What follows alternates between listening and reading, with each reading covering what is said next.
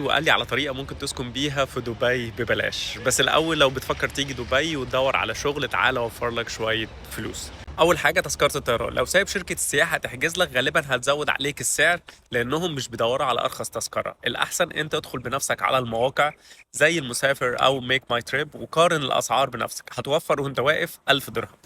تاني حاجة لما تسكن في إمارة تانية غير اللي موجود فيها الشغل أصلا، زي ما تروح تقعد في الشارقة أو عجمان وأنت بتدور أصلا على شغل في دبي.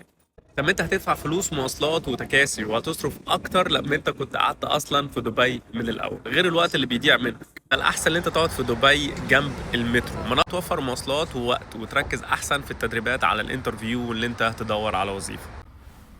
الاكل والشرب من بره، حاول توفر بقدر الامكان وما تخليش كل اكلك من بره. الاحسن ان انت ممكن تشوف مطاعم تعمل معاها اشتراكات بالشهر وبيقدموا وجبتين او 3 وجبات في اليوم.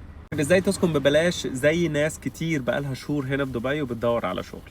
لو انت بتدور على اوضه او سرير، كلم صاحب السكن وقول له انا هساعدك واجر لك كل السراير الفاضيه.